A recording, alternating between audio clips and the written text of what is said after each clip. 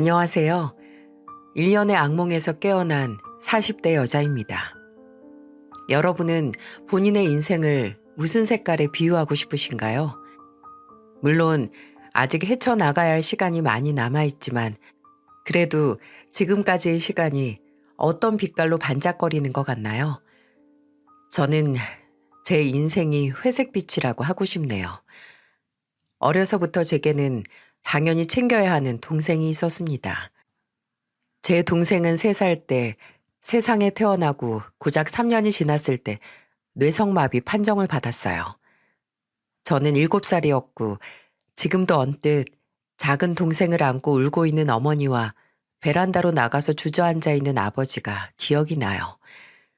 동생이 뇌성마비 판정을 받고 부모님은 동생을 데리고 일주일에도 몇 번씩 병원에 재활치료를 다녀야 했고 동생은 친구들이 초등학교에 들어갔을 때까지 언어 치료와 보행 연습을 해야 했어요. 저도 어린 나이에 이미 동생이 우선이 되어야 하고 동생을 돌봐야 한다는 생활에 적응해야 했습니다. 하지만 그렇다고 그 시절이 불행했던 건 아니었어요. 힘들고 눈물을 흘렸던 날이 많았지만 인생은 원래 힘든 거고 저희 가족은 그 고통 속에서 어떻게 해서든 웃음을 찾아가려고 했죠. 그 시절 진짜 비극은 가정 내에 있는 게 아니라 오히려 외부에 있었거든요. 저희 가족을 진정 힘들게 만든 건 현실이 제 동생에게 삿대질을 할 때였어요. 동생은 보행과 일상적인 어느 정도의 대화가 가능했지만 몸의 균형이 맞지 않아서 걸을 때 뒤뚱거리고 상체와 하체의 움직임이 연결되지 않아서 휘청거릴 때도 많았어요. 말도 어눌하고 뚝뚝 끊기는 문장을 구사했고요.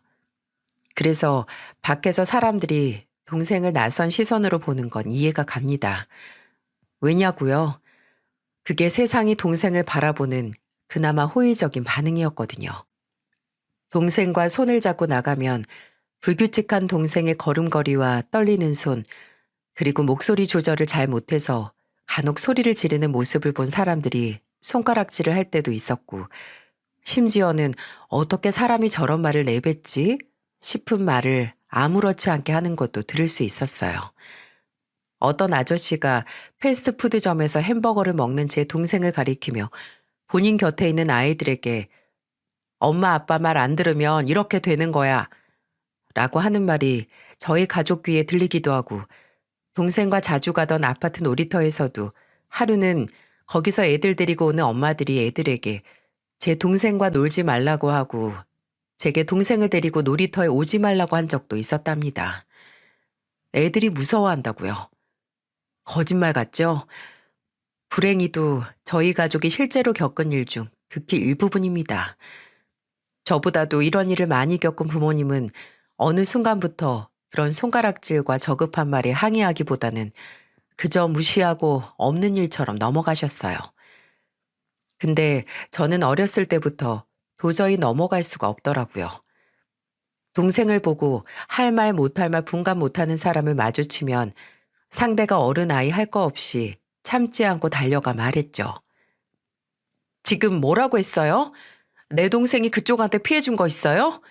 지금 피해는 그쪽이 개념 없이 뱉는 말이 남들한테 피해 주는 거예요. 빨리 제 동생한테 사과하세요. 얼른! 제가 초등학생 때부터 동네에서 유명한 싸움닭이 된 것도 그만한 이유가 있었던 거죠. 제가 어른 취급도 할 필요 없는 몰상식한 인간들에게 가서 따지면 그 인간들은 어린애가 못하는 소리가 없다. 장애인 불구 모지리 소리 듣기 싫으면 동생 밖에 데리고 나오지 말라고 하는 소리까지 하더라고요. 그럼 저는 달려들었죠. 학교 애들하고도 참 많이 싸웠습니다. 아니, 제가 일방적으로 패준 기억이 더 많네요. 제 동생 괴롭히고 놀리고 제게 애자 누나라는 말을 하는 애들을 말입니다. 저는 저희 가족이 잘 헤쳐나간다고 생각했어요. 저도 부모님도 동생을 위해 희생하며 어떻게든 살아가고 있다고 믿었어요. 지금까지 살아온 것처럼 앞으로도 잘 살 거라고요. 하지만 제 착각이었나 봅니다. 그 희생의 시간 동안 어떻게 해도 동생의 장애를 받아들이지 못한 사람이 있었거든요. 바로 저희 아버지였어요. 아버지는 동생이 중학교에 들어갈 나이가 됐을 때부터 많이 힘들어 하셨습니다. 술을 드시는 날이 많아졌고 회사도 그만두시고 아예 모든 인간관계를 끊어버리셨어요. 사람들을 만나면 다들 자식들 얘기하는데 그걸 듣기가 너무 힘드셨대요.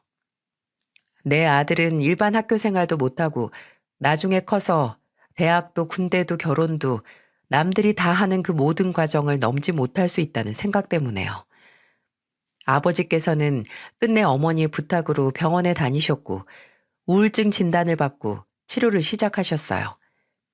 근데 그 치료가 아무 소용도 없었나 봐요. 제가 학교에 가고 어머니는 일 나가시고 집에는 아버지와 동생만 있던 어느 날 아버지께서는 극심한 우울증과 비관을 이겨내지 못하시고 극단적인 선택을 하셨어요. 이쑤시개 같이 얇디 얇은 기둥으로 버티던 저희 가족은 아버지의 죽음으로 와르르 무너졌죠. 아버지 입간식에서 어머니는 다시는 눈을 뜨지 않을 아버지를 붙들고 우시다가 졸도까지 하셨고 동생은 아버지의 죽음이 다 본인 탓이라는 죄책감과 절망감에 아버지 영정 사진 앞에 서지도 못했습니다. 아버지께서는 떠나시기 전 저희 가족에게 편지를 남기셨는데 거긴 미안하다는 말만 있었어요. 먼저 가서 혼자 저희를 키울 어머니께도 미안하고 제게는 동생 돌보느라 일찍 철들게 만들어서 미안하다고 하시고 동생에게는 그냥 모든 게 미안하시다고 하시더라고요. 내 욕심에 네가 세상에서 고통을 받는 것 같아서 미안하다. 내가 젊은 시절 술을 입에 안 댔다면, 담배를 안 피웠다면, 고기를 줄였다면, 더 일찍 너를 가졌다면 내게 이런 고통을 주지 않지 않았을까. 매일 후회가 되고 미안해서 술로 잊을 수밖에 없었다고. 근데 이제는 술을 마셔도 그런 생각이 지워지지 않는다며 그 고통을 이겨내지 못하고 도망가는 못난 아빠를 용서하지 말라고 적혀 있었어요. 저는 아버지를 정말 많이 원망했습니다. 그때는 아버지만 힘든 게 아니고 우리 다 힘든데 어떻게 우리를 더 힘들게 만들 수 있나. 정말 이렇게 도망치나. 평생 우리를 떠난 아버지를 그리워하지 않을 거고 미워할 거라고 다짐도 했었죠. 그리고 아버지가 후회할 정도로 어머니와 동생과 잘 살아 보일 거라고 아버지가 없어도 문제없이 살려고 정말 아둥바둥 살았어요. 저희는 아버지의 죽음 후 고향인 전라도를 떠나 서울로 이사를 했고 더 좁고 낡은 집에 자리를 잡았습니다. 어머니는 일을 2개나 하셨고 저는 대학 진학을 포기하고 바로 일을 시작했어요. 처음에는 고졸로 회사 사무 보조 일을 하기도 했고 가게에 취직을 해서 장사도 하고 배달 일도 잠깐 했었어요. 나중에는 요양보호사 자격증을 따서 병원에서 일을 했고요. 근데 그렇게 아버지를 그리워하지 않고 아버지의 선택을 원망하며 살 거라고 했지만 어째 살면 살수록 그렇게 도망칠 수밖에 없는 아버지의 마음을 이해할 수밖에 없어서 씁쓸하고 비참하기도 하더라고요. 하지만 어떻게든 최선을 다해 살려고 했습니다.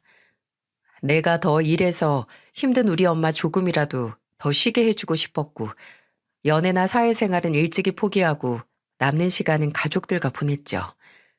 그게 제 20대 시절이었네요. 그리고 그러다 제 남편, 평생 사랑하고 미워하고 원망한 제 남편을 만났죠.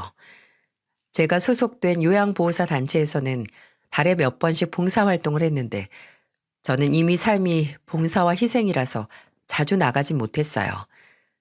그래도 나가서 몸이 불편한 아이들을 돌보면 괜히 어렸을 때 제 동생이 생각이 나서 애틋하기도 했고 독거노인 분들께 밑반찬을 보내드리는 봉사를 하면서 언젠가 내가 늙으면 누가 날 이렇게 챙겨줬으면 좋겠다는 마음으로 더 열심히 할 수 있었어요. 남편도 저와 같은 봉사단체 회원이었는데 남편의 첫인상은 좀 남루해 보였던 것 같아요. 무릎이 이렇게 나온 청바지에 색이 다 바랜 체크 남방에 더러운 운동화, 머리도 그냥 짧게 쳐낸 스타일에 멋을 냈다가 할 수 있는 점이 하나 없었죠. 그래도 그때 20대 후반이었는데 스타일 때문에 좀 더 나이 들어 보이기도 했어요. 솔직히 겉모습만 봐서는 여유 있는 형편이 아니라고 추측했거든요. 저처럼요.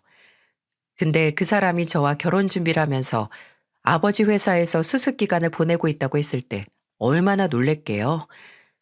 저희는 2년이 좀 안 되는 기간 동안 연애를 했는데 그동안 남편이 얼마나 있는 집안의 장남이고 가업을 잇기 위해 일하고 있다는 걸 전혀 몰랐어요.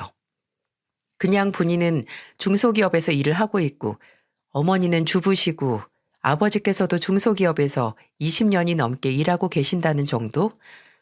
아, 여동생이 있는데 외국계 기업에 다니는데 내년에 외국 지사로 발령이 날 계획이라는 것도 알고 있었어요. 근데 저희 사이에 결혼 이야기가 오고 갈 때 남편이 일하고 있던 직원 30명 정도의 회사가 바로 본인 아버지의 회사라는 겁니다. 저는 남편의 가족에 대해 자세히 아는 게 없었는데 이미 시댁 식구들은 저를 잘 알고 계시더라고요.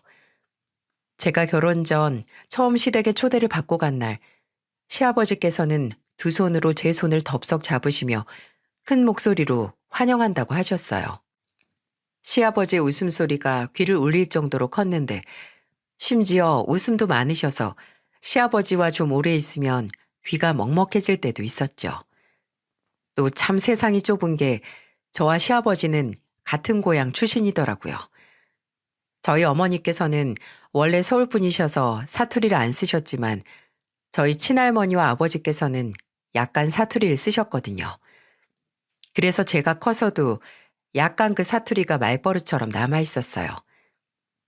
시부모님과 식사를 하다가 제가 잠깐 작게 남편에게만 무슨 말을 하다가 중간에 근게라고 했거든요. 전라도 방언인데 그러니까라는 뜻이죠. 근데 시아버지께서 그 말을 듣고 눈이 동그래지셔선 전라도에서 살았었냐고 하시더라고요.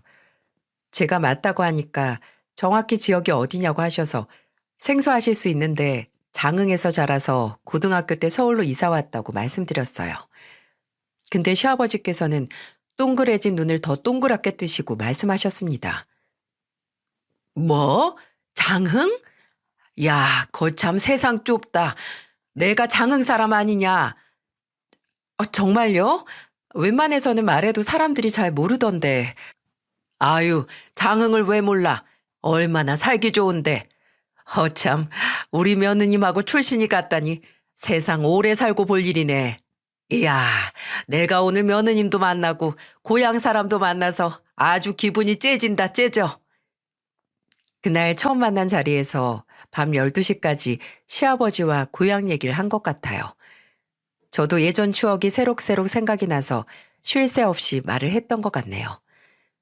솔직히 그날 저는 시어머니와의 만남을 고대하고 갔었거든요. 남편과 연애 전부터 시어머니께서 대량으로 직접 김치를 담그고 반찬을 만들어서 남편을 통해 저희 봉사단체에 보내시기도 했고, 연애를 시작하고 나서는 남편이 봉사활동을 시작하게 된 것도 시어머니의 영향이고, 워낙 후원하는 단체가 많아서 명절이나 크리스마스만 되면 집에 그렇게 감사 인사하는 카드가 많이 온다고 들었거든요. 근데 막상 만나고 보니 시어머니께서는 워낙 과묵하시고 오히려 시아버지께서 말을 많으셔서 시아버지하고만 실컷 떠들고 왔네요. 근데 그렇다고 시어머니께서 불친절하시거나 무심하신 분은 아니었습니다. 제가 먹고 있는 반찬이나 국을 보시다가 뭐 더 줄까? 너무 맵진 않고 민수한테 매운 거 못 먹는다고 들어서 좀 순하게 끓였는데 라고 하시던가 흥이 난 시아버지께서 취하셔서 연신 제 앞에 있는 술잔을 채워주시는 걸 보고 새아기 내일 아침에 힘들어 그만 줘 라고 하시며 아예 제 잔을 치워주시기도 하셨죠. 여기까지만 들어도 제가 참 시댁을 잘 만났다 싶죠? 유능하고 호탕하신 시아버지와 그런 시아버지를 꽉 잡고 사시는 현명한 시어머니. 근데 여기서 끝이 아니었네요. 남편은 먼저 상견례 자리에 제 동생도 데리고 나오라고 어머니 아버지가 만나고 싶어 하신다고 했어요. 제게 중요한 자리인 만큼 소중한 동생을 꼭 데리고 가고 싶은 마음 반, 불안감 반이었는데 남편이 그렇게 말해주니 마음이 편해지더라고요. 그렇게 상견례 자리에서 동생도 누나한테 중요한 자리라는 걸 알아서 평소보다 더 말을 또렷하게 하려고 노력하는 게 보이는데 참 고마웠어요. 문영이랑 우리 사돈 총각이 사부인을 아주 쏙 닮았네요. 사돈 총각, 누나가 결혼한다니까 섭섭하지 않아요? 누나랑 사이가 여간 좋은 게 아니잖아. 괜찮아요. 섭섭하긴 한데 누나가 행복했으면 좋겠으니까. 그래, 누나가 행복하면 우리 사돈 총각도 행복하고 우리 사부인께서도 행복한 거죠. 사돈 총각이 마음이 참 예쁘네. 근데 섭섭할 필요 없어요. 달라지는 건 하나 없을 테니까. 시아버지께서는 저희 어머니보다도 제 동생에게 이것저것 말을 많이 거셨고 동생이 손으로 컵을 집다가 실수를 해서 쏟았을 때는 시어머니께서 누구보다 빠르게 일어나셔서 동생 손을 닦아주시고 컵을 치워주셨어요. 그 모습만 봐도 저희 어머니께서는 눈물이 나셨는지 몇 번씩이나 눈물을 삼키셨고요. 저희 어머니는 늘 제가 동생을 책임지느라 제 인생을 포기할까 걱정하셨어요. 근데 이렇게 결혼을 하면서 몸이 불편한 동생을 걸림돌이나 흠이 아니라 소중한 며느리의 소중한 동생으로 대하는 시부모님을 만나서 천만다행이라고 생각하셨나 봐요. 근데 시부모님과의 만남은 그저 다행 정도가 아니었습니다. 어쩌면 시부모님의 존재는 저희 가족에게 축복과도 같았거든요. 상견례가 끝나고 나서 며칠 후 남편이 의아한 말을 하더라고요. 시아버지께서 저희 집에 와보고 싶어 하신다고요. 상견례 자리에서 시아버지께서 저희 어머니께 나중에 댁에 한번 초대해 주십시오 라고 하시긴 했거든요. 근데 저도 저희 어머니도 그냥 인사치레겠거니 했는데 그게 진심이었다고 저희 가족의 초대를 기다리고 계신다는 겁니다. 당황스러웠죠. 물론 원하신다면 100번은 초대해서 모시고 싶었지만 그렇게 하기엔 저희 가족이 사는 집이 너무 초라하게 느껴졌거든요. 일단 시댁의 반의 반도 안 되는 크기의 건물이 낡아서 청소를 해도 사라지지 않는 냉한 기운과 습한 냄새가 저를 주저하게 만들었어요. 그렇다고 초대를 기다리신다는 시아버지를 마냥 기다리게 만들 수 없어서 일단 어머니와 상의 후에 시아버지를 초대했죠. 그날 시아버지는 차를 마시고 저희 어머니와 결혼 준비 문제에 대해 몇 가지 상의를 하고 그냥 돌아가셨어요. 생각보다 이르게 가셔서 의아하기도 했고 대체 왜 우리 집을 궁금해 하셨을까 했는데 이틀 뒤 그 해답을 얻었습니다. 시부모님의 호출로 남편과 다시 시댁에 갔는데 거기서 시아버지께서 제게 놀라지 않을 수 없는 제안을 하셨어요. 문영아, 나랑 네 시어머니가 너한테 제안하고 싶은 게 있는데 행여 기분 나빠하지 않았으면 좋겠구나. 사부인께서 너를 얼마나 힘들게 얼마나 어려운 환경 속에서도 이렇게 훌륭하게 키우셨는지 확인을 했으니 그에 대한 마땅한 보답을 해드리고 싶어서 이렇게 널 불렀다. 안 그래도 민수한테 너 결혼하고 나면 남는 사부인하고 사돈 총각 걱정 많이 했다며. 그렇겠지. 평생 셋이 서로 기대고 의지하며 살았을 거니까. 그래서 우리가 그 걱정 좀 덜어주고 싶은데 아무래도 지금 사부인께서 사돈 총각하고 사는 집이 사돈 총각 다니는 병원하고도 멀고 환경도 살기 여러모로 편치가 않으니 내가 이사를 시켜드리고 싶은데 네 생각은 어떠냐? 행여 거절할 생각은 추호도 하지 마라. 너 가족으로 들이면서 내가 꼭 사부인하고 사돈 총각한테 뭐든 해드려야겠으니까. 당연히 저는 그 제안에 말까지 더듬으면서 거절을 했죠. 그러실 필요 없다고. 나중에 제가 돈을 더 모아서 집을 구해드리면 되니까 신경 안 쓰셔도 된다고요. 하지만 시부모님은 완강하게 돈 모으면 그건 저 자신에게 쓰고 제가 결혼을 하고 지켜야 할 건 그냥 남편과 행복하게 잘 사는 것뿐이니까 부담 갖지 말고 본인들의 호의를 그저 받기만 하라고 하시더라고요.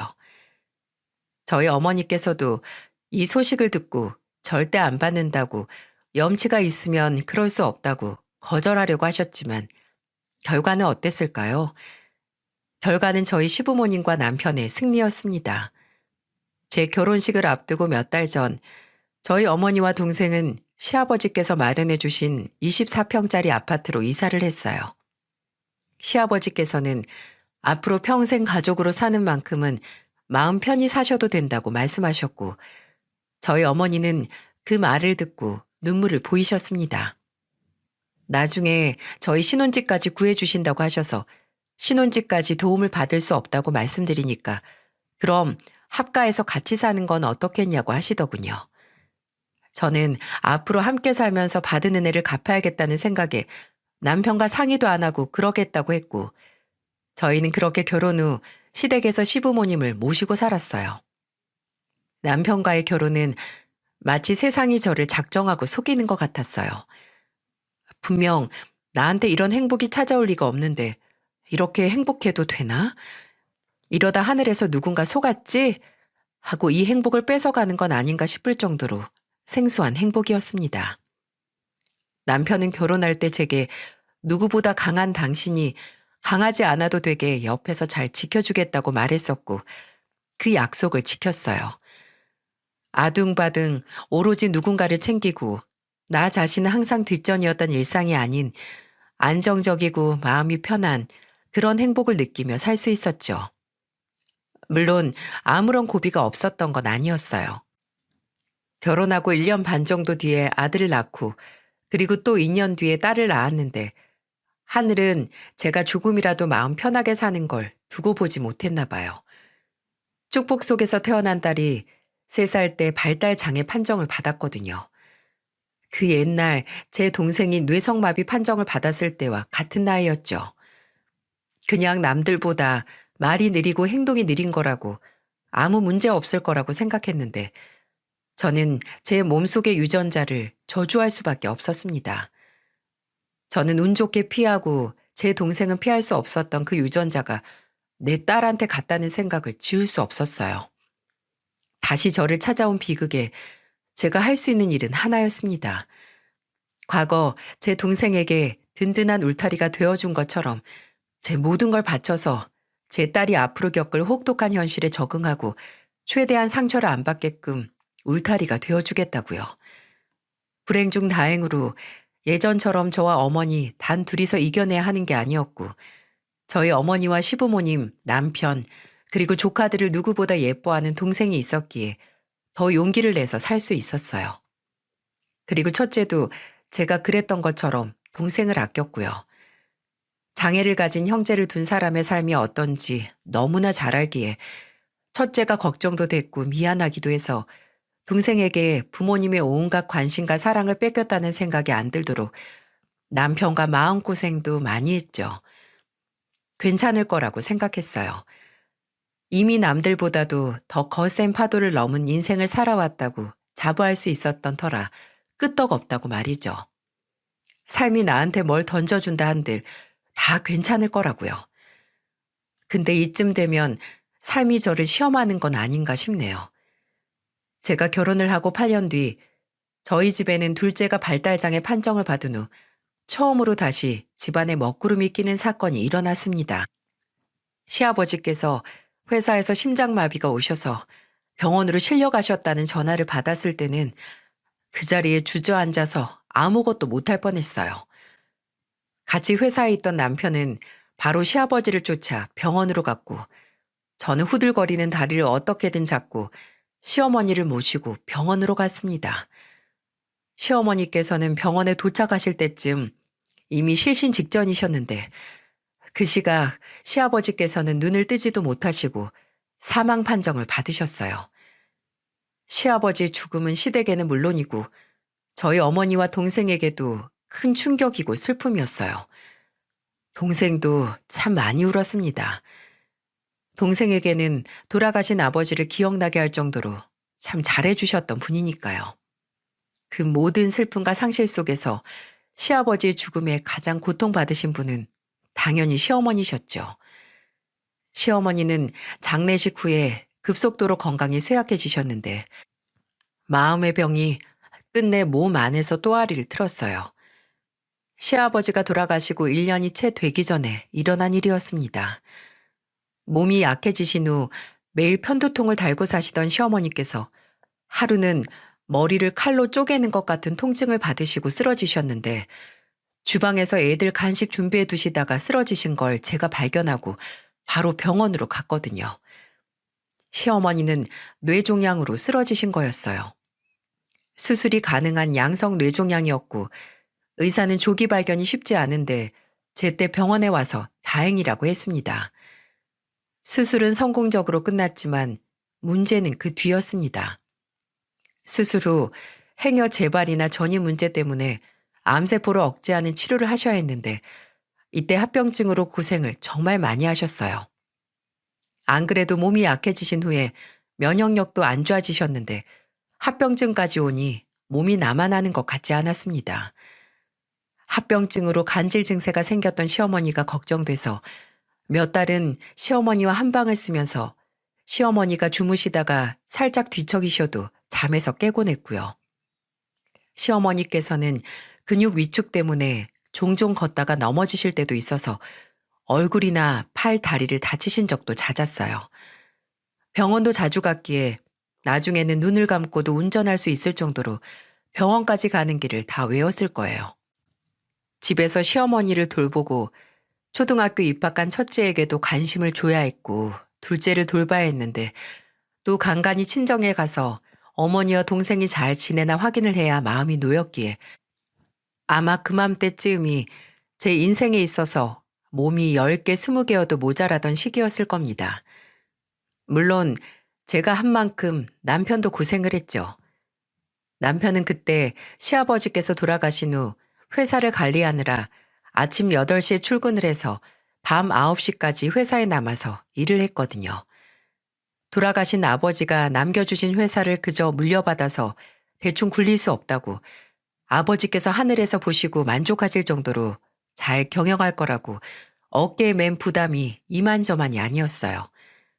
그러면서도 늘 시어머니와 애들을 제게 맡긴 걸 미안해했어요. 퇴근하면 제가 쉴 수 있게 첫째 숙제를 도와주고 학교 갈 준비와 잘 준비, 그리고 둘째에게는 늘 둘째가 가장 좋아하는 책을 읽어줬죠. 당장 근육 위축과 마비 때문에 고생하시는 시어머니를 집에서 하루에 2~3번씩 순환 잘 되시라고 마사지를 배워서 몸을 주물러 드리고 그리고 나서 뒤돌면 애들이 기다리고 있고 첫째 학교 문제 해결하고 나면 앞으로 둘째가 다닐 특수학교 입학 문제가 저를 기다리고 있었네요. 아직도 그때를 생각하면 제가 그 시기를 넘겼다는 게 안 믿겨질 정도였습니다. 저도 남편도 하루에 많아도 5시간을 채 자지 못하고 몇 년을 살았지만 그렇게 고생을 한 만큼 충족되는 행복이 있기에 버틸 수 있었습니다. 그저 가족이 있고 서로가 있었기에 가능했다고 밖에는 설명할 수가 없었네요. 근데 점점 저조차도 감당이 되지 않는 문제가 생기기 시작했어요. 남편의 스트레스가 너무 심했던 탓일까요? 남편의 다짐과 마음처럼 사업은 잘 풀리지 않았어요.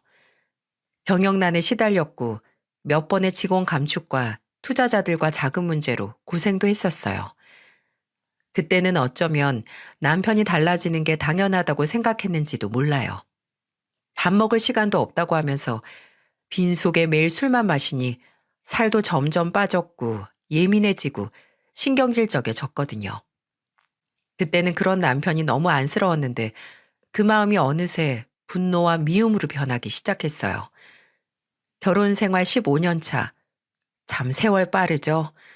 그만큼 많은 일이 있었지만 이만큼 충격적인 일도 없을 거예요. 처음에는 남편의 외박이 잦아지기 시작했습니다. 본인 말로는 회사에서 잤다는데 그런 날이 줄어들긴커녕 일주일 내내 집에 안 들어올 때도 있었어요. 그리고 가뭄에 콩나듯 집에 들어오면 남편의 현관을 들어서자마자 한숨을 쉬었어요. 첫째가 오랜만에 만난 아빠에게 숙제를 도와달라고 하고 같이 전투기 모형을 만들자고 하면 남편은 아빠 피곤해 라는 말만 하고 방 안에 쏙 틀어박혀서 나오지도 않았죠. 한 번은 둘째가 책을 들고 남편이 있는 방에 들어갔는데 남편이 불같이 화를 내며 소리까지 질렀어요. 아빠가 들어오지 말라고 했잖아. 왜 이걸 못 알아먹어? 이제 이 정도는 알아먹을 수 있잖아. 충격적이었죠. 애들에게 단 한 번도, 아니, 집에서 단 한 번도 목소리를 높인 적 없던 사람이었습니다. 근데 본인이 요새 일이 잘 안 되고 피곤하다는 이유로 둘째에게 저딴 소리까지 내뱉다니. 제가 둘째를 방으로 보낸 뒤 남편에게 가서 뭐 하는 짓이냐고 따지니까 남편이 뭐라고 한 줄 아세요? 내가 왜 집에 안 들어온 줄 알아? 회사? 그래, 일이 많긴 하지. 근데 너랑 애들 보기 싫어서 안 들어오는 거야. 특히 우영이 쟤. 가끔은 제가 내 딸이 맞나 의문이 들기까지 해. 어떻게 나한테서 저런 애가 나올 수가 있어? 왜 내 유전자는 싸그리 사라지고 당신한테 있던 그 열등한 유전자만 남아서 저 모양이 됐냐고. 그때 처음으로 남편의 뺨을 쳤습니다. 한 번 치고 돌아간 얼굴을 또 다시 쳤어요. 맞은 게 억울했던 걸까요? 아니면 맞은 뺨이 아파서 그런 걸까요? 남편이 울더라고요. 지가 내뱉은 말로 저나 아이에게 지워지지 않는 상처를 줘놓고 지가 웁디다. 그때는 마치 본인이 상처받은 피해자 마냥 우는 남편을 보고 화가 너무 났어요. 아파? 고작 뺨 2대 맞은 걸로 눈물 질질 짜는 인간이 본인 입에서는 칼날 같은 말이 튀어나와서 지 아내나 딸을 난도질해? 너는 울 자격도 없어 이 자식아. 네가 어떻게 나한테 우리 우영이를 두고 그딴 소리를 해. 그날부터 확실히 저와 남편은 어긋나기 시작했어요. 싸움은 늘었고 서로 입만 열면 다 싸움으로 이어지니까 아예 같은 공간에 있어도 서로를 무시하기 바빴죠. 그리고 남편은 넘으면 안 되는 강까지 건너고 말았습니다. 제 책상 위에 남편의 노트북이 켜진 채 있는 거예요. 화면을 끄려고 하는데 화면에 메신저 창이 하나 켜 있더라고요. 쉴 새 없이 메시지가 오는데 그 내용과 상대방의 이름이 눈에 띄지 않을 수 없었습니다. 메시지를 보내는 상대방의 이름은 우리 자기라고 저장되어 있었고 보내는 내용들은 모두 낯간지럽고 노골적인 내용들 뿐이었어요. 남편이 우리 자기라고 저장되어 있는 여자와 바람을 피우고 있었던 거예요. 당연히 그날 저는 남편의 가슴팍을 사정없이 때리며 물었죠. 대체 언제부터냐고, 제정신이냐고, 정녕 나를 분통 터지게 해서 죽이고 싶냐고 울부짖는 목소리로 말했습니다. 남편은 제게 맞아 뒤로 점점 밀려나면서도 단 한마디의 변명을 하지 않고 입을 꾹 다물고 있더라고요. 그날은 제가 제 풀에 지쳐 떨어졌지만 며칠 후 술에 잔뜩 취한 남편이 집에 돌아왔을 때 다시 제 분노에 불이 붙었어요. 옷을 갈아입지도 않고 침대에 들어누운 인간이 제게 그러더라고요. 나 여자 생겼어. 당신이 그날 노트북 메신저에서 본 그 여자 맞아. 이 집 구석에서는 내 마음 하나 위로받을 곳이 없어서 어쩔 수 없었어. 당신한테 미안한데 나 진짜 집에만 들어오면 숨이 턱 막혀. 애들도 애들의 존재 자체만으로 날 너무 힘들게 하고 어머니도 매일 편찮으신 거 보고 사는 것도 미치겠어. 나 이제는 아버지 회사도 그냥 포기하고 조금이라도 편하게 살고 싶으니까 문영아, 나 좀 놔주라. 어? 제발 나 새 출발할 수 있게 나 좀 놔줘. 내가 위자료도 집도 너 원하는 거, 너 필요한 거 다 줄 테니까 제발 이제 너 싫다는 나 떠나서 새 출발해라. 그게 서로한테 좋아. 그때 저는 술 취해 늘어져서 어눌한 발음으로 제게 이혼해달라는 남편의 말에 아무 대답도 안 했습니다. 할 말이 없었거든요. 어처구니가 없기도 했고 말문이 막히기도 했어요. 너무 화가 나고 비참한데 당장 입을 열면 나한테 알아서 떨어져 나가라고 하는 남편에게 매달릴 것 같았거든요. 그래서 그냥 한참 남편을 보다가 방을 나왔습니다. 당장 이 모든 걸 어떻게 해야 할지 모르겠더라고요. 나를 믿고 계신 시어머니와 하루도 빼놓지 않고 내 손길이 필요 없는 날이 없는 아이들, 그리고 지금까지 이 남자를 믿고 살아온 세월의 무게를 어떻게 정리를 해야 할지, 정신이 정말 어질어질할 정도로 어디서부터 뭘 해야 할지 감당이 안 됐죠. 근데 당장 새 출발을 앞둔 인간은 그새를 못 참겠나 보더라고요.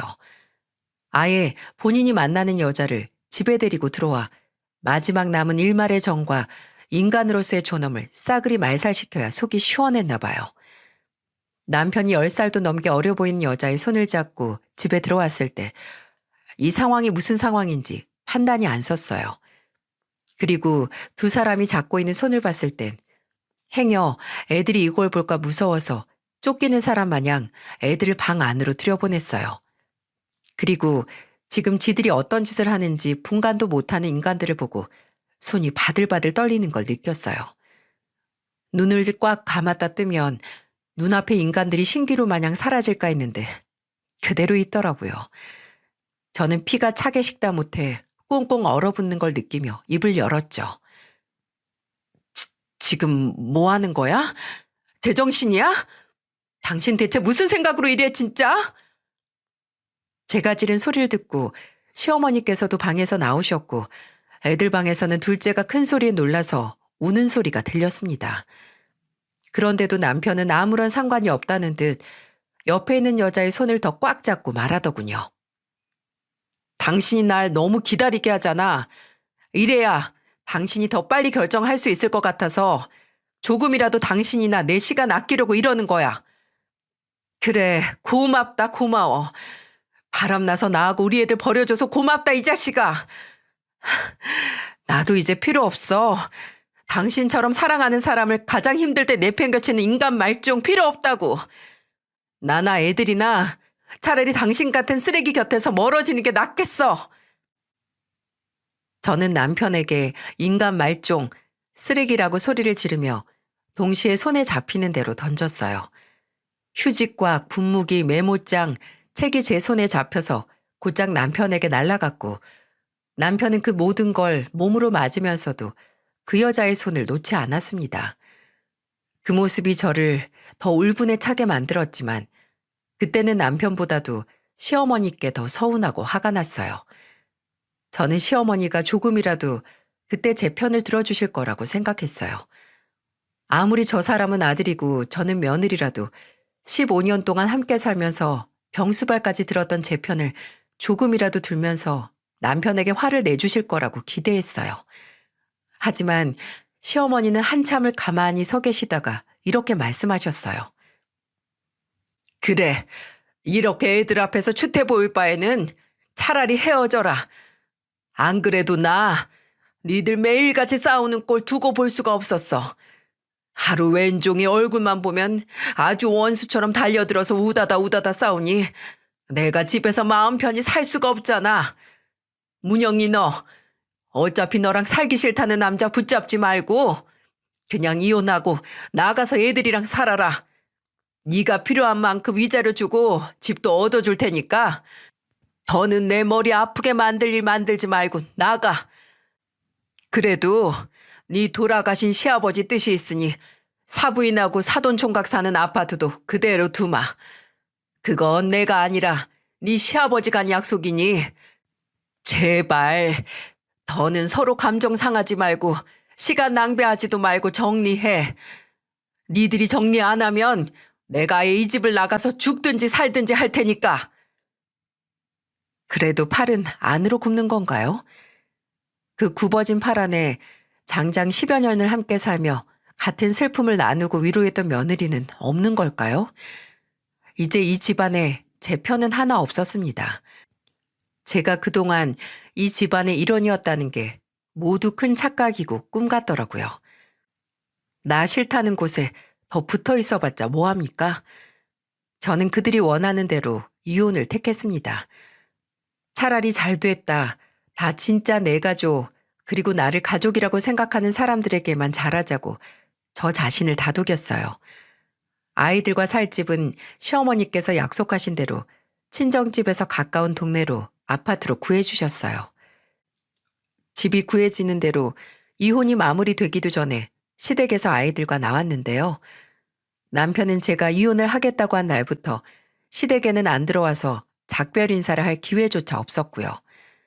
시어머니는 이사를 나가는 날 짐을 정리하는 동안에도 짐을 빼고 마지막으로 그 집 현관문 문지방을 밟을 때도 제게 단 한마디도 하지 않으셨어요. 저도 안 했고요. 그렇게 제 결혼 생활은 끝이 났습니다. 남은 건 아무것도 없었어요. 아이들도 있었고 집과 위자료, 어머니와 제 동생이 살 집까지 있었지만 제 인생에 남는 게 없는 것 같았습니다. 속빈 강정, 그 이상 그 이하도 아니었어요. 그래도 아버지와 저희와 어머니를 두고 도망치셨던 때처럼 나를 버린 인간들을 잊고 보란 듯이 잘 살겠다고 다짐했어요. 그때 저에게는 그런 생각이 최선이었어요. 이혼을 하고 1년을 간헐적으로 치솟는 억울함과 서운함을 느끼며 살았습니다. 아이들을 키우면서 울고 웃고 제 인생을 살면서도 종종 그 사람들이 나한테 어떻게 이럴 수가 있나 라는 의문으로 밤을 새우기도 했고요. 마치 이혼이 제게 끝나지 않은 저주를 내린 것 같기도 했습니다. 근데 그 저주가 1년 뒤 한 통의 편지로 풀리게 됐어요. 처음 보는 발신지 주소가 찍혀있는 그 편지에는 발신인 자리에 저희 시어머니 이름 석자가 떡하니 찍혀 있었습니다. 시어머니가 구해주신 집이기에 물론 집 주소를 알고 계셨겠지만 왜 이제 와서 편지를 보내신 걸까 의아하고 당황스럽더라고요. 괜히 왜 이제야 잘 사는 사람 속을 이제 와서 다시 휘젓나 하는 생각에 편지를 받고도 며칠 읽어보지 못했죠. 그러다가 뭐 얼마나 대단한 내용이 있겠어 하는 생각으로 편지를 뜯어 열었는데 거기에는 총 5장이 되는 편지지가 들어있었습니다. 2장은 시어머니께서 제게 보내는 거였고 나머지 석 장은 남편이 저와 애들에게 보내는 편지였죠. 언제나 고맙고 미안한 문영이 보거라. 늘 네 생각만 하면 난 가슴이 먹먹해진다. 마지막에 널 그렇게 떠나보낸 걸 하루도 후회하지 않은 날이 없어. 그때는 그게 널 위한 일이라고 생각했지만 시간이 지날수록 그렇게는 보내선 안 됐다는 생각에 하루에도 몇 번을 전화를 들었다가 놓는다. 너한테 나나 민수는 세상에 둘도 없는 배신자겠지. 지난 1년 동안 원망을 많이 했을 거다. 그럴 수밖에.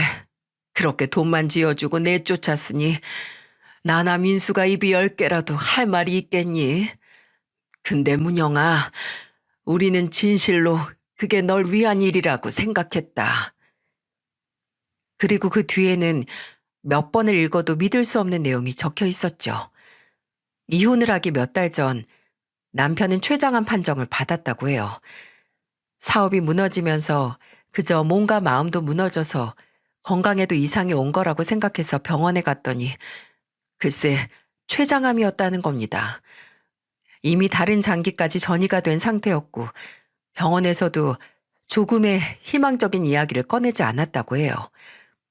앞으로 반년이 됐든 1년이 됐든 그 어떤 치료를 해도 생명 연장의 개념이지 완치는 없을 확률이 높다고요. 남편은 당장 전화 시어머니께 말하고 어떻게 되든 치료를 받을 생각도 했지만 도저히 제게는 입술이 떨어지지 않았다고 해요. 그때 저는 이미 첫째와 장애가 있는 둘째를 키우고 있었고 몇 년 동안 시어머니의 병간호를 하고 있었기에 본인까지 제게 짐이 될 수 없었다고요. 시어머니는 그런 남편의 마음을 돌리려고 차라리 회사를 접고 어디 시골로 내려가서 가족들 틈에서 생을 정리하자고 거기서 남은 인생을 살자고 했지만 남편은 완강하게 거부했다고 해요. 그리고 더 상황이 안 좋아지기 전에 저를 놔줘야 한다고. 그리고 애들에게 아픈 아빠의 모습을 더는 보이고 싶지 않다고. 어떻게 해서든 사실을 밝히지 않고 저와 이혼을 해서라도 모든 걸 정리해야 한다고요. 그래서 시어머니와 남편은 저를 속인 겁니다. 남편은 외박을 하는 동안 병원에서 조금의 치료를 받아왔던 거고 동시에 제가 본인에게 정을 뗄 수 있게 연기를 한 거예요. 그리고 바람을 폈다고 했던 마지막 순간에는 시어머니께서도 거기에 장단을 맞추신 거고요. 시어머니는 이 모든 사실을 밝히며 지난주 췌장암 투병을 하던 남편이 끝내 병원에서 숨을 거뒀고, 남편이 원하던 대로 가족들끼리 정말 조촐하게 장례식을 치른 뒤 제게 모든 걸 밝힐 수 있게 됐다고 하셨어요. 민수의 마지막 순간에 널 부를까 했지만 민수가 울면서 그러더라. 너 나 애들을 보면 살고 싶어서 견딜 수 없을 것 같다고. 그나마 놓아가던 생에 대한 미련을 다시 잡고 싶지 않다고 해서 어쩔 수 없이 널 부르지 못했다. 정말 미안하다. 끝까지 비겁하고 겁쟁인 아들을 둔 애미로서, 그리고 또 네가 조금이라도 더 빨리 사실을 밝히고 용서를 받을 용기가 없던 이 시애미로서 미안하다. 2페이지를 꽉 채운 시어머니의 편지를 몇 번이고 읽고 저는 홀린 듯 남편이 마지막 순간을 앞두고 제게 쓴 편지를 읽었어요. 남편도 시어머니와 마찬가지로 제게 미안하다고 하고 1년 동안 저를 속일 수밖에 없었던 이유에 대해 설명했는데 이런 말이 적혀 있더라고요. 문영이, 너는 분명 가망이 없다고 해도 내가 아프다면 끝까지 날 살리기 위해 무슨 짓이든 했을 거야. 지금까지 네 동생에게, 우리 우영이에게, 그리고 우리 어머니께 한 것처럼 난 도저히 평생 그렇게 본인보다 가족을 우선시하고 네 몸을 갈아서 가족을 보살피며 산 너한테 나까지 책임져 달라고 할 수 없었어. 누구보다 네가 얼마나 힘들게 살았는지 잘 아니까. 어떻게 내 병수발까지 들어달라고, 아픈 내 곁을 지켜달라고 할 수 있었겠어. 그 어떤 말로 아픈 나를 두고 네 인생을 살고 남은 우리 애들만 생각하라는 말을 설득시킬 수 있는지 몰라서 그래서 그랬어. 네가 날 미워하고 날 증오해야만, 그래야만 내 곁을 떠날 수 있을 것 같아서. 미안하다. 평생 나와 내 가족들을 그렇게 사랑해준 네가 마지막으로 보인 모습이 고작 이혼해달라 떼쓰는 쓰레기 같은 모습이었다는 게. 하지만 나약하고 병들어가면서 나를 바라보는 가족들까지 병들게 만드는 모습보다 차라리 너와 애들에게 쓰레기로 남는 게 나을 거라고 생각했어. 나 참 못났지? 죽어서도 너와 애들에게 미움받으면 정말 이번 생에 대한 미련을 놓지 못할 것 같아서 이렇게 편지로 어떻게든 내 마음을 전하고 싶었어. 그리고 나머지 공간에는 애들에게 보내는 사과의 메시지와 언제까지나 아빠가 사랑하고 늘 너희를 지켜보고 있을 거라고, 그러니 살아가는 걸 두려워하지 말라며 너희는 영원한 아빠의 왕자님이고 공주님이라는 말들이 써져 있었어요. 그리고 석 장의 편지지 중 마지막 페이지에는 이런 문장이 있었죠. 내 사랑하는 현우, 우영이 엄마, 내 사랑하는 문영아, 다음 생에는 이번보다 더 일찍 너를 만나고 싶어. 더 일찍 만나서 조금이라도 네가 져야 할 삶의 무게나 겪을 고통을 내가 덜어오고 싶어. 그러니까 문영아, 부디 이 못난 남편을 용서하고 다음 생에도 꼭 나 만나줘. 그때는 이렇게 일찍 너를 떠나지 않을게. 다음 생에는 네가 눈 감는 날보다 딱 하루만 더 살다가 눈 감을게. 사랑해 문영아. 사랑한다 현우, 우영 엄마. 정말 텅 빈 강정이었던 건 이혼 전 제 인생이 아니라 이혼 후 1년 동안 배신감에 치를 떨며 살아온 시간이었습니다. 이혼 후 제가 누리고 산 건 모두 남편과 시어머니가 거짓말로 연기까지 해가며 정을 떼서 저를 내보냈기에 가능했던 거였어요. 남편의 말대로 제가 이혼하지 않고 시댁에 남았다면 저는 애들과 시어머니, 남편까지 4명의 삶의 무게를 함께 지고 살아야 했겠죠. 제게는 그게 당연하니까요. 그 편지를 가슴에 품고 얼마나 울었는지 몰라요. 정신을 차렸을 때 저는 이미 편지 봉투에 적힌 발신지 주소로 찾아가고 있었습니다. 제가 이혼을 하고 나서 바로인지 아니면 남편이 죽고 나서인지 모르지만 시어머니께서는 이사를 하셨더라고요. 봉투에 적힌 주소지로 가서 초인종을 눌렀을 땐 거의 몇 년 만에 만나는 의외의 인물을 마주치기도 했어요. 바로 외국에 나갔던 시누이였죠. 나중에 듣기로는 시누이는 제가 이혼하고 얼마 안 지나서 아예 한국으로 들어와 시어머니를 모시고 산 모양이더라고요. 저는 시누이가 열어준 문을 지나 집 안으로 들어가 마지막 모습보다도 더 마른 몸의 시어머니를 마주했습니다. 그 순간은 아무 말도 하지 못하고 그저 시어머니를 부둥켜 안고 울었어요. 울면서 원망 어린 말만 쏟아냈어요. 어떻게 저한테 이러세요? 어떻게? 제가 지난 1년을 어떤 심정으로 살았는데 어머님 욕도 많이 하고 그 사람 욕도 엄청 했는데 어떻게 이러시냐고요? 어떻게? 나중에 저 죽고 그 사람 만나면 전 그 사람 얼굴 어떻게 봐요? 시어머니는 가는 팔로 저를 얼싸안고 제 등을 연신 쓰다듬어 주시며 미안하다. 내가 잘못했다. 민수는 너 안 미워한다. 민수는 네 마음 다 안다라고 하시며 위로를 해주셨어요. 그 후 저는 시어머니와 시누이에게 남편이 있는 납골당 위치를 듣고 아이들을 데리고 남편에게 갔습니다. 그렇게 키가 컸던 사람이 한 품에 안길 만한 유골함 안에 있는 걸 보고 그리고 그 옆에 있는 그 사람의 영정사진과 저와 애들과 함께 찍은 가족사진이 있는 걸 보고 주저앉아서 울었어요. 미련한 사람, 바보같이 왜 그랬어 왜? 왜 그렇게 날 보내고 이렇게 혼자 외롭게 있어? 라고 아이처럼 엉엉 울었어요. 아이들도 제 손을 잡고 울고 저는 그날 애들에게 아빠는 이 세상 그 무엇보다 본인의 목숨보다도 우리를 사랑했다고 말했죠.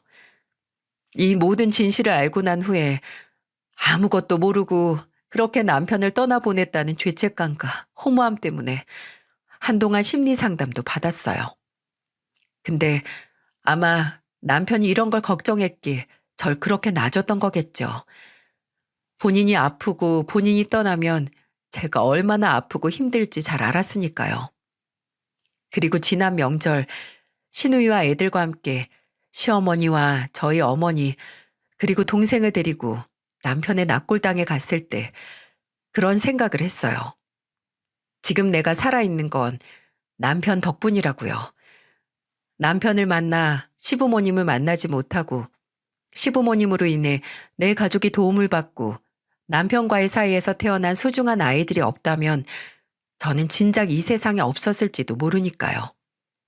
어떻게든 제가 행복했으면 해서 외로운 마지막을 보냈던 남편이 제게 주고 간 남은 인생이 하루라도 헛되지 않고 남편에게 부끄럽지 않게 살아야겠다는 그런 생각이 들었어요. 앞서서 저는 제 삶을 회색빛이라고 했는데 사실 그건 제가 살아온 시간이 우중충하거나 우울해서 회색이라고 했던 게 아니었어요.